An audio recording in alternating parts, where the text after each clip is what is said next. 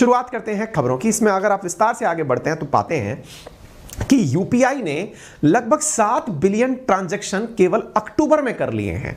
7 billion transactions, यानी कि आप और हमने 7 बिलियन बार, जैसे मान लीजिए आपने अपने दोस्त को यूपीआई के माध्यम से धन भेजा, यदि इसे एक बार काउंट किया जाए तो ये 7 बिलियन बार काउंट किया जा सकता है, देश की आबादी का कईयों गुना।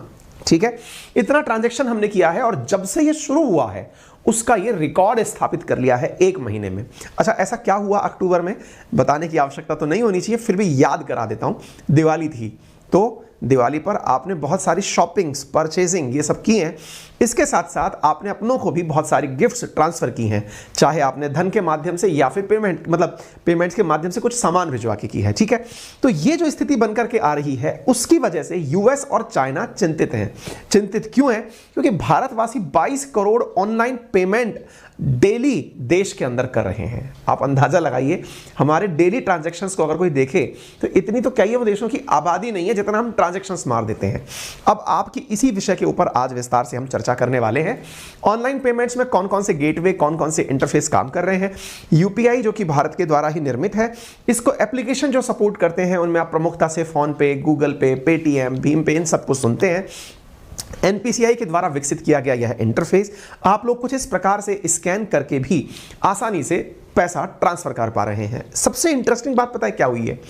इस पेमेंट गेटवे के माध्यम से इन दिनों जो कार्ड्स है ना, आप में से बहुत से लोग इस बात से सहमत होंगे, यदि वो वाकई में ट्रांजैक्शंस करने के लिए पहले कभी एटीएम कार्ड, क्रेडिट कार्ड इन्हें निकाला करते थे, उन्हें अब समझ में आ रहा होगा। जैसे मैं अपना उदाहरण दूं, आप भी इससे अगर सहमत हो तो जरूर अपनी राय दीजिएगा। एक समय था जब आप और हम कभी भी ऑनलाइन पेमेंट करते थे तो बिना कार्ड के उसके बारे में विचार कर पाना थोड़ा मुश्किल ही होता था। यानी इस तरह से विचार करना कि यार पेटीएम, मतलब आप जाएंगे कार्ड के बिना तो कोई आपसे ऑनलाइन पेमेंट कैसे लेगा। या फिर दूसरा माध्यम होता था कि आप इंटरनेट बैंकिंग के माध्यम से पैसा ट्रांसफर करते थे, जो कि एक टाइम टेकिंग प्रोसेस भी होता था, क्योंकि कई बार उसमें लिमिटेशंस होती थी। इतनी देर में इतना ही पैसा जाएगा, 24 घंटे का समय लगेगा, वीकेंड पड़ गया तो पैसा अटक जाएगा। अब इंडिया ने अपनी टेक्नोलॉजी के माध्यम से एक ऐसा इंटरफेस बना लिया नोटबंदी के दौरान कि अब हम अपने मोबाइल को ही एटीएम कार्ड की तरह यूज कर रहे हैं। जितना ज्यादा एटीएम कार्ड का गिरना अब मायने नहीं रख रहा है, मोबाइल से गलती से आपका मोबाइल गिर जाए या आपका स्कैनर खुला रह जाए तो उससे ज्यादा नुकसान होने का डर लगने लगा है। क्यों? क्योंकि भारत में अब मोबाइल, आधार और अकाउंट्स, बैंक अकाउंट्स मेजॉरिटी में लोगों के कनेक्ट हो चुके हैं। यानी कि जो लोग बैंक अकाउंट ऑपरेट करते हैं उनके मोबाइल नंबर भी और उनके आधार नंबर भी, तीनों एक साथ जनधन आधार मोबाइल की तरह से ही कनेक्ट हो चुके हैं। स्थिति यह है कि अब मोबाइल नंबर पे तुरंत वेरिफिकेशन कोड आता है और आप स्कैनर का उपयोग करके मोबाइल से पैसा ट्रांसफर करते हैं। सुरक्षित भी है। परिणाम ये निकल रहा है कि बहुत सारी बड़ी कंपनी, देखिए इसको समझना इसलिए जरूरी है क्योंकि बहुत सारी बड़ी कंपनी ऐसा माना करती थी जो आपके देश में लंबे समय से सप्लाई सर्विसेज दे रही हैं। उदाहरण के लिए master card, maestro card, visa card, ये लोगों की मोनोपोली हुआ करती थी। कैसे? मैं आपको थोड़ा सा उदाहरण सहित समझाता हूं, फिर हम खबरों के बारे में, तथ्यात्मक जानकारी के बारे में आगे बढ़ेंगे।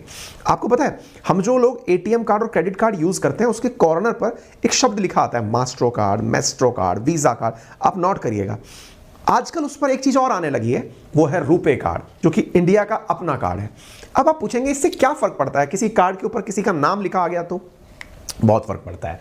असल में क्या होता था कि ये जो अमेरिकी कंपनी थी, मास्ट्रो, ये जितनी भी कंपनी हुआ करती थी, ये लोग आपको तो कार्ड पकड़ाती थी, बैंक से टाई अप करती थी और कहती थी चूंकि मैंने आपको एक चिप इनेबल्ड या फिर एक एकदम सिक्योर्ड कार्ड उपलब्ध करवाया है कस्टमर को, तो कस्टमर इस आधार पर भविष्य में कभी भी कोई ट्रांजैक्शंस करेगा तो मुझे इतना परसेंटेज कट चाहिए उनके अकाउंट से। अब बैंक कहती थी कि यार भाई इस तरह से तो मेरा कस्टमर नाराज हो जाएगा, आप उनके पैसे में से अगर परसेंटेज निकालने लगे, आप डिमांड तो 8-10% की होती थी, लेकिन देश में बहुत बड़ी जनसंख्या, तो 1-2% के आसपास भी अगर कट आप लेने लगे तो विचार करिए, इतना बड़े अमाउंट में से आप 1-2% भी लेने लग जाएंगे देश की पूरी आबादी में से, और हर बार के ट्रांजैक्शंस में स्वाइप पर आप कट निकाल ले रहे हैं। आपको मालूम होगा अपने अकाउंट में से कई बार ना इस चीज के पैसे भी कटते थे कंसोलिडेशन चार्ज के नाम पर। ठीक है, अब इंडिया में क्या हो गया कि लोगों ने कार्ड का उपयोग करना ही सेकेंडरी मान लिया है कि ठीक है, अगर यूज में नहीं आया, कहीं स्कैनर नहीं चला, या फिर कहीं हम स्कैन करके पैसे यदि नहीं पेमेंट कर पाए या मोबाइल नंबर के थ्रू यूपीआई नहीं कर पाए, तो हम कार्ड निकालते हैं। इससे बहुत बड़ा घाटा किसको हुआ?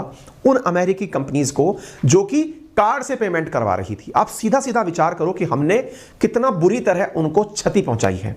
दुनिया की बड़ी कंपनीज थी ये, यानी कि आप दुनिया में कोई भी कार्ड लेने जाएं, इन 3 के अलावा कोई ऑप्शन ही ना पाएं, इतनी जबरदस्त स्थिति इन्होंने बना रखी थी।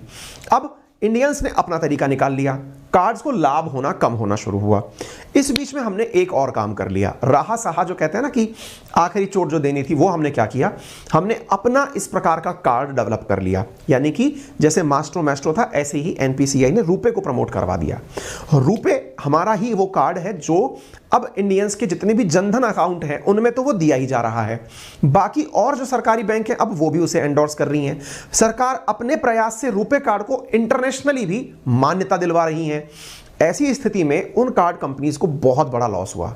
यानी कुल मिलाकर अगर हम अपने यूपीआई को भी सोचने लगे ना, तो अमेरिका की चिंता तो आपको अब तक समझ में आ गई होगी।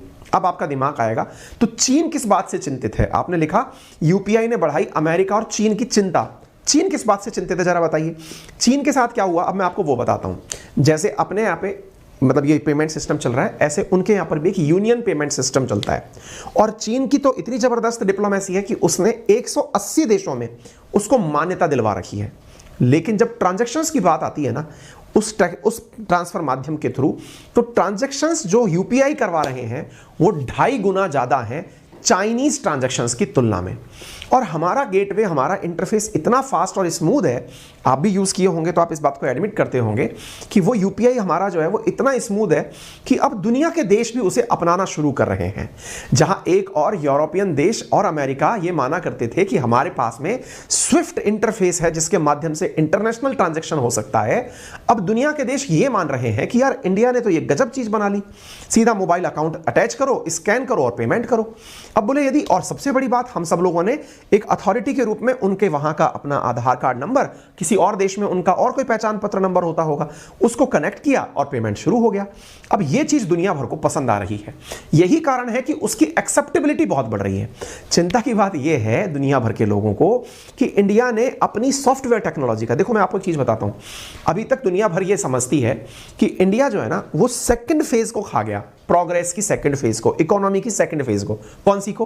प्राथमिक सेक्टर, सेकेंडरी सेक्टर और टर्शरी सेक्टर। ये सामान्यतः इकोनॉमी में सेक्टर बांट रखे हैं। प्राइमरी सेक्टर के अंदर जो कृषि, खाद्यान्न या फिर जो अपन खनिज निकालते हैं, यानी मूल रूप से जो धरती से या फिर प्रकृति से सीधी चीजें प्राप्त हो रही हैं, उन्हें आपने प्राथमिक सेक्टर इकोनॉमी में रखा हुआ है। सेकेंडरी के अंदर हमने मैन्युफैक्चरिंग रखी है। हालांकि इस समय इंडिया आत्मनिर्भर भारत पर चल रहा है, मेक इन इंडिया पर चल रहा है, लेकिन जो शुरुआती साल हमारे रहे उसमें हमने मैन्युफैक्चरिंग पर इतना फोकस नहीं किया जितना सर्विस इंडस्ट्री पर किया।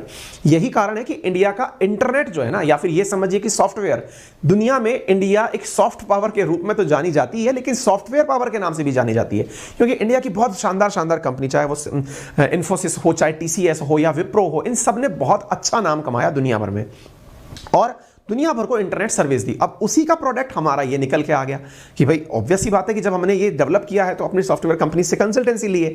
अब हुआ ये कि दुनिया भर के लोग इस बात का लोहा मान रहे हैं कि यार इनका इंटरफेस तो बहुत ही स्मूथ है और डिपेंडेंसी खत्म करने वाला है, क्योंकि कोई अतिरिक्त चार्ज भी नहीं लग रहा है। ऐसी स्थिति में दुनिया के लोग उसे एक्सेप्ट करने लग रहे हैं। तो स्वाभाविक है कि दो बड़ी ताकतों को तीसरी बनने वाली जो ताकत 2027 तक की है, उससे डर लगना स्वाभाविक है कि यार ये तो पेमेंट सिस्टम अपने कब्जे में कर लेंगे। आप सोचिए कि जब यूक्रेन पर रूस ने वो जो ऑपरेशन किया, मिलिट्री ऑपरेशन किया, जिसको अपन युद्ध और मिलिट्री ऑपरेशन से कंफ्यूज चल रहे हैं, उस दौरान अमेरिका ने पहली उसको पनिशमेंट देते हुए क्या किया था? स्विफ्ट से बाहर कर दिया था। क्यों? क्योंकि वो ये मानता था कि इंटरनेशनली ट्रांजैक्शंस को अगर होल्ड कर दिया तो रशिया वैसे ही मतलब खत्म हो जाएगा। लेकिन इंडिया बिना कुछ प्रमोट किए ऑटोमेटिक लोगों को कनेक्ट करता जा रहा है, और जब हम ग्लोबली कनेक्ट कर लेंगे तो आप विचार करिए कि आने वाला समय किसका है। अब आते हैं, थोड़ी तथ्यात्मक जानकारी भी साझा कर लेते हैं। तो जैसा मैंने आपको यूपीआई के बारे में बताया, आइए मैं आपको एक जानकारी और यहां पर दे देता हूं कि हम इस मामले में कहां और जा रहे हैं। हाल ही में क्या हुआ है साथियों, कल ही के दिन की खबर है, आरबीआई ने अपना पायलट प्रोजेक्ट रन कर दिया है डिजिटल रुपी को लेकर के। अच्छा, डिजिटल रुपी जो है, इसके बारे में मैंने काफी सेशंस किए हुए हैं, आप जरूर उसे देख लें। मैंने आपको यह बताया हुआ है कि इंडिया डिजिटल रुपी लॉन्च करेगा, क्या होगा। फिर भी मैं फिलहाल के लिए छोटी सी ब्रीफ में इतनी जानकारी दे देता हूं। डिजिटल रुपी अभी हमारी मतलब पहले पायलट प्रोजेक्ट के अंदर 9 बैंकों के द्वारा, जिसमें SBI, bank of Baroda, HDFC, ICICI, ये सब बैंक शामिल हैं, इन्होंने किया क्या है, इन्होंने किया ये है कि आप लोग जिस करेंसी को अभी नोट के रूप में प्राप्त कर रहे हैं उसे डिजिटली प्राप्त करना शुरू कर लीजिए। सीधा सा आंसर यदि मैं ये कहूं कि सरकार के ऊपर प्रिंटिंग का कष्ट जो है वो कम हो जाएगा। धीरे धीरे जितनी भी चीजें ऑनलाइन होंगी सरकार को इससे सीधा मुनाफा होगा। आप पूछेंगे क्या मुनाफा होता है? जनाब, आप जितना भी पैसा यूज कर रहे हैं अगर वो ऑनलाइन होना शुरू हो जाएगा तो सीधा मुनाफा यह है कि आप तो जितने ट्रांजैक्शंस करेंगे उस पर अगर परसेंटेज में भी कमीशन लेने लगे तो राजस्व की प्राप्ति होने लगी, नंबर एक। नंबर दूसरा, आपका प्रिंटिंग कॉस्ट जो कि हजारों करोड़ में आता है वो खत्म हो जाएगा नोट की छपाई का, क्योंकि नोट जो है वो गल जाते हैं और आपको दोबारा दोबारा छापने पड़ते हैं। तीसरी जो चीज है वो नोट छपाई और ये जो मतलब ये काम है ट्रांजैक्शंस, इनको तो हटा दो। तीसरी जो सबसे महत्वपूर्ण चीज है वो ये कि आपकी मनी पूरी तरह सरकार के द्वारा ट्रैक की जा सकेगी। ट्रैक करने से क्या होगा? आप इनकम टैक्स के दायरे से भाग नहीं पाएंगे। आपको जब जब सरकार को टैक्स की जरूरत पड़ेगी सरकार को पता होगा कि तुम इतना तो ट्रांजैक्शन करते हो महीने भर के अंदर, इतने पैसे तुम्हारे अकाउंट में ऑलरेडी रखे हुए हैं, इनसे तुमने पैसा लिया है, तो सारा जीएसटी और इनकम टैक्स इजीली अब स्कैन हो पाएगा। तो आपने जिस तरह से टेक्नोलॉजी को अपनाया है, सरकार के तो मतलब सब तरफ से हाथों में लड्डू हो गए हैं, आप यूं समझ कर चलिए, ठीक है। तो 1 नवंबर को पायलट प्रोजेक्ट भी इसका रन कर दिया गया है। तो डिजिटल करेंसी में भी हम आ तो गए हैं लेकिन थोड़ा पीछे हैं। किन से? हमसे जो आगे चलने वाले लोग हैं उनमें स्पेशली चीन से हम तुलनात्मक रूप से 6 साल पीछे चल रहे हैं। 2014 में चीन की जो बैंक है उसके द्वारा डिजिटल करेंसी जो है उस पर रिसर्च ग्रुप बनाया गया था। 2020 में उनका पायलट प्रोजेक्ट शुरू हुआ था। हमने पायलट प्रोजेक्ट अब शुरू किया है। दुनिया भर के देश अब डिजिटल करेंसी पर जा रहे हैं, यानी कि नोट की छपाई को बाईपास कर रहे हैं, क्योंकि लगता है ना, ऑब्वियस सी बात है कि अब लोगों को शायद नोट की जरूरत भी नहीं रह जाएगी। आप विचार करें इस बात के। आप पता नहीं, मैं शायद हो सकता है मैं किसी दूसरे गोले का आदमी रहूं, हो सकता है आप ये कहें कि सर पता नहीं, आपको तो दुनिया के बारे में कुछ नहीं पता है। आप अपने अनुभव से बताएं, आखिरी बार आपने अपने पर्स में नोट को कब कंज्यूम किया था? मैं छोड़ देता हूं उन सब बातों को कि दूध लेने, सब्जी लेने, प्रेस कराने और ऑटो रिक्शा में बैठकर जाने जैसे जो छोटे काम हैं। छोटे काम से मतलब जो आपकी दिनचर्या के काम है, लेकिन कोई बिग ट्रांजैक्शंस आपने नहीं किए। जितने भी व्यूअर्स जो मुझे इस समय ऑनलाइन सुन रहे हैं ना, अगर ये पोल का ऑप्शन होता इस तरह की चीज पूछने का, तो मैं आपसे ये जानता आप में से 80% लोग ऐसे हैं जिन्होंने मैक्सिमम ट्रांजैक्शंस ऑनलाइन किए हैं और उनको नोट रखे हुए समय हो गया। आप कमेंट में बता सकते हैं मुझे कि आपकी जेब में आपने कैश कब लेकर के चले थे और उसका कितना उपयोग किया है। आपको यह बात सर्वविदित होगी अच्छे से कि कैश को हम लोगों ने धीरे धीरे सेकेंडरी कर दिया है। अब कैश सेकेंडरी हो गया है, कैशलेस इकोनॉमी बन रही है, तो सरकार कह रही है इसको विधिवत रूप से ऑफिशियल कर देते हैं। ऑफिशियल कर देते हैं से मतलब क्या है? ऑफिशियल का मतलब यह हुआ कि भाई अब हम छापना ही बंद कर देते हैं ना, और जब छपाई बंद हो जाएगी तो फायदे ही फायदे हैं, क्योंकि सरकार का बहुत बड़ा मुनाफा होना शुरू हो जाएगा।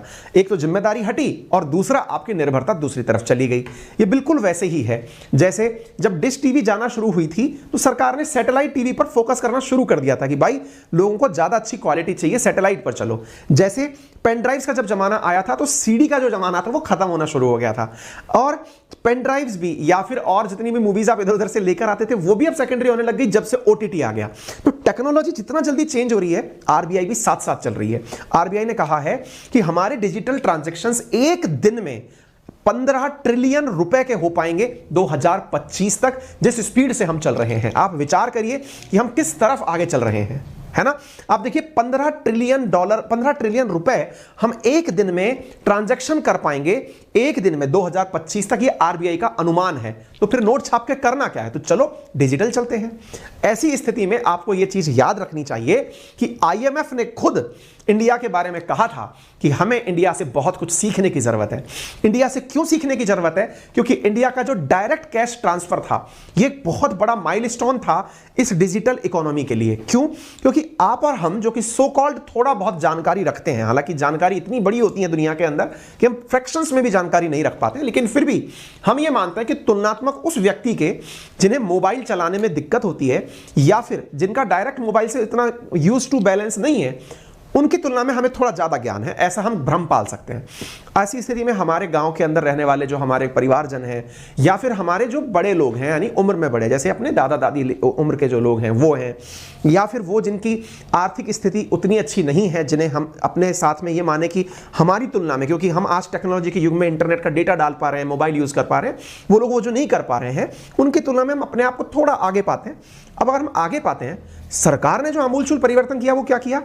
उन तक पहुंचने वाली जो सहायताएं थी, जैसे उनको अगर कोई सब्सिडी का लाभ पहुंचाना है, उनको कैरोसिन का अंदर कोई लाभ पहुंचाना है, या अनाज ट्रांसफर करने की कोई स्कीम चलानी है, या उनके अपलिफ्टमेंट के लिए कोई योजना चलानी है, वृद्धजन की पेंशन चलानी है, तो ये जितनी भी योजनाएं थी इनका पैसा अकाउंट में डलवाया गया। अकाउंट में डलवाया गया, उससे क्या हुआ, उन लोगों का बैंक में जाना आना शुरू हुआ।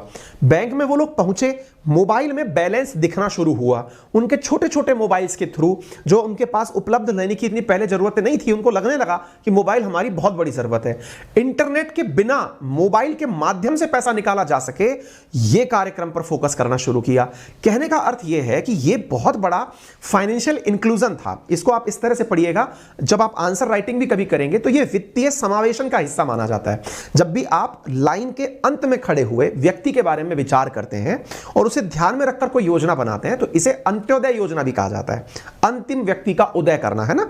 और इसे फाइनेंशियल इंक्लूजन का बेहतरीन उदाहरण आप मान सकते हैं, जिसे आईएमएफ ने भी माना है, ठीक है, क्योंकि भारत ने 2021-22 में 90 लाख लोगों के खातों से सरकार से सीधा पैसा पहुंचाया है।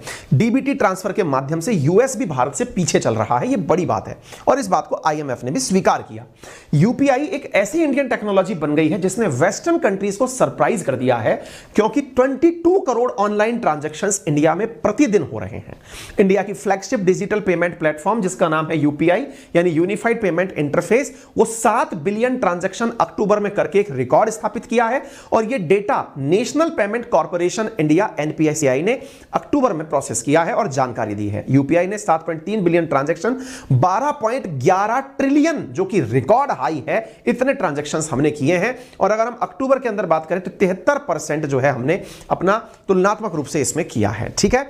आपको याद होगा यूपीआई का 2.0 पेमेंट सिस्टम भी आने वाला है, जिसमें हमने ये जानकारी आपको प्रॉपर तरीके से 7 महीने पहले दे दी थी। आप सेशन देख सकते हैं, जिसमें बिना इंटरनेट के फोन से भी अब आप पैसे ट्रांसफर कर सकेंगे। आरबीआई ने हाल ही में यूपीआई 123 पे नामक योजना लॉन्च की, जिसकी वजह से फायदा क्या होगा, बिना इंटरनेट। देखिए, एक चीज आप पहले ही समझ लीजिए ताकि इस पर कोई विवाद या कोई मतलब वो ना रहे, ये ना रहे कि साहब हम टेक्नोलॉजी का गुणगान ही क्यों करते हैं। कोई भी चीज जब समाज में आती है, मतलब आप ऐसे समझिए कि आज अगर हम ये टेक्नोलॉजी की बात कर रहे हैं, जितनी तारीफ टेक्नोलॉजी की हम कर रहे हैं, कुरीतियां भी, यानी कि जो हमारे देश में चलने वाले जो चैलेंजेस हैं, वो भी उतने ही स्केल पर बढ़ते हैं। उदाहरण के लिए, अगर आप जितना ऑनलाइन ट्रांजैक्शन की मुझसे तारीफ सुन रहे हैं, मैं उतना ज्यादा जामताड़ा के बारे में आपको नहीं बता रहा हूं। एक वेब सीरीज है जामताड़ा के ऊपर बनी हुई, आप देख सकते हैं। इंडिया की रियलिटी है, एक राज्य जिसके अंदर जामताड़ा स्थित है। मैं उसका नाम इसलिए नहीं लेना चाहूंगा, लेकिन इस शब्द को सुने क्योंकि अब ये एक अपने आप में वो बन चुका है, मेटाफर बन चुका है, आप इसको यूज करें। तो हो क्या रहा है, ऑनलाइन फ्रॉड भी जबरदस्त हो रहे हैं। ऑनलाइन फ्रॉड को रोकने के लिए प्रयास किए जा सकते हैं, लेकिन ऑनलाइन फ्रॉड हो जाएगा, इसलिए मैं ये काम ना करूं, डिजिटल ट्रांजैक्शन ना करूं। ये वैसे ही है कि मैं सड़क पर निकलूंगा तो मेरा एक्सीडेंट हो जाएगा और मैं घर पर ही बैठा रहूं, है ना। आप घर से बाहर निकलेंगे तो समस्याएं भी आएंगी। हो सकता है ठोकर आपको लग जाए, चलना शुरू करें तो गिर जाएं, हो सकता है आपका एक्सीडेंट हो जाए, आप मर जाएं। एक्सट्रीम यही तो हो सकता है ना। लेकिन क्या आपका जीवन यापन रोक देंगे? नहीं रोकते हैं ना हम लोग। हमको पता होते हुए हम बाहर निकलते हैं, हमको पता होते हुए भी हम तेज गाड़ी चलाते हैं। हमें पता है कि यार यहाँ पे लिखा है कि स्पीड थ्रिल्स बट किल्स, लेकिन फिर भी दौड़ा रहे हैं। पता है ना, पता होते हुए भी हम निकल रहे हैं। दैट मीन्स आपको टेक्नोलॉजी को आत्मसात करना पड़ता है, ठीक है। तो जो लोग इस विचारधारा के हैं कि सर टेक्नोलॉजी की वजह से नुकसान बहुत हो रहा है, तो याद रखें कि जो अल्फ्रेड नोबेल, जिसके नाम पर आज नोबेल पुरस्कार दिया जाता है, असल में उसने डायनामाइट बनाया था माइंस को फोड़ने के लिए। यानी नोबेल का जो असली काम था वो था कि भाई माइंस में मजदूर लग करके दिन रात हथौड़ा चलाता है, तब जाकर के एक ट्रैक्टर ट्रॉली पत्थर फोड़ता है। क्यों ना उसके नीचे बम लगाया जाए, एक डायनामाइट जैसा पदार्थ लगाया जाए, माइंस में धड़ल्ले से काम किया जाए। उसने इतना शानदार पदार्थ बनाया कि वो दुनिया में जहां भी जाए उसकी तारीफें हों। 90 से ज्यादा देशों की वो विजिट करता था ये देखने के लिए कि उसका प्रोडक्ट कितना अच्छे से माइनिंग में उपयोग में आ रहा है। लेकिन किसी के दिमाग में ये चढ़ गया कि यार ये तो माइनिंग में उपयोग में आ रहा है, इससे तो अच्छा है माइंस में लगाने की जगह किसी के घर के नीचे लगा दो, लोग मर जाएंगे। और उसका दुरुपयोग होना शुरू हुआ, डायनामाइट का बहुत भयंकर उपयोग होना शुरू हुआ। और आप देख सकते हैं युद्ध जो आज हो रहा है वो डायनामाइट और टीएनटी पे ही हो रहा है ना। तो ऐसी स्थिति में बनाया किस पर्पज से गया था, प्रोडक्ट क्या निकल कर आया, ये तो टेक्नोलॉजी के साथ में होने वाली कुरीतियां हैं, है कि नहीं। इसी से परेशान होकर नोबेल ने अपनी पूरी कमाई पुरस्कार के रूप में दे दी। बोले साहब देखो, टेक्नोलॉजी बनाओ लेकिन मानव के अपलिफ्टमेंट के लिए बनाओ। और मैं इस बात की गलती स्वीकार करते हुए अपने पूरे कमाए धन को दान में देके जाता हूं, ताकि रिसर्च पर लोग फोकस करें और मानव सभ्यता का उत्थान करें, है ना। तो डिजिटल पेमेंट की कमियां अगर ध्यान में रख करके आप डिजिटल पेमेंट पढ़ेंगे तो आपको पढ़ने में बड़ी दिक्कतें आएंगी। मैं इसलिए आपको पहले ये सारी कहानियां सुना दी, अदरवाइज हम मानसिक रूप से थोड़े इरिटेट भी होने लगते हैं, है ना। तो ऐसी स्थिति में आपको ये बात समझ में प्रॉपर तरीके से आनी चाहिए। एनपीसीआई ने 21 बैंकों के साथ 11 अप्रैल 2016 को पायलट प्रोजेक्ट के रूप में यूपीआई सर्विस को लॉन्च किया था। 25 अगस्त 2016 से बैंकों ने अपने UPI enabled Google play store पर अपलोड ऐप करने शुरू कर दिए थे। फरवरी 2022 तक यूपीआई पर 304 बैंक जुड़ चुके हैं जिन्होंने रुपए 8.26 लाख करोड़ के मंथली इतने ट्रांजैक्शंस किए हैं। क्योंकि यूपीआई जब आया तो फिर भारत की बहुत सारी, और अगर आप में से आज भी कोई व्यक्ति यूपीआई यूज नहीं करता है, बड़ा आसान है, आप अपने यूपीआई आईडी को अपने मतलब पेमेंट सिस्टम के रूप में एक्सेस कर सकते हैं। प्रॉपर मोबाइल नंबर से एसएमएस के माध्यम से वेरीफाई होता है, और आप लोग भी अपने बड़ों को जिन्हें ट्रांजैक्शंस करने नहीं आते हैं उन्हें आप सिखा सकते हैं, है ना। आप पढ़े लिखे हैं तो आप अपने परिवारजनों की, आपके घर में जो सीनियर्स हैं उनको आप सिखाएं कि ऐसे इस तरह से हम इसको यूज करते हैं। यूपीआई की अगर हम बात करते हैं तो दुनिया ने भी यूपीआई का महत्व समझा। सिंगापुर, मलेशिया, यूनाइटेड अरब अमीरात, नेपाल, फ्रांस, भूटान, ये सब यूपीआई को अब यूज करना शुरू कर चुके हैं और भविष्य में ऑस्ट्रेलिया और रशिया भी इसे यूज करने वाले हैं। खबर यह है कि 30 देशों ने इसके बारे में चर्चा जाहिर की है, यानी वो भी इसे स्वीकार करेंगे। तो Bhim UPI, RuPay debit card अब ये ग्लोबल रिकॉग्निशन और एक्सेप्टेंस की तरफ आगे बढ़ रहे हैं। यानी हम लोग दोहरी मार देने जा रहे हैं, एक तो कार्ड पर निर्भरता खत्म कर रहे हैं और रहा सहा जो कार्ड है अब वो इंडिया का रुपे कार्ड होगा, इसकी तरफ हम बढ़ रहे हैं। तो जो हमारा एनपीसीआई है उसने कहा कि 30 कंट्री रुपे कार्ड और यूपीआई की तरफ आगे बढ़ रही हैं। ये आप जुलाई की खबर देख रहे हैं, लेकिन है 2022 की है। हम लोग 30 देशों के साथ चर्चा में है कि आप आगे बढ़ें, ठीक है। यूपीआई ने 4 साल में 81% अपने ट्रांजैक्शंस बढ़ाए हैं, वॉल्यूम के आधार पर आप उन्हें देख सकते हैं।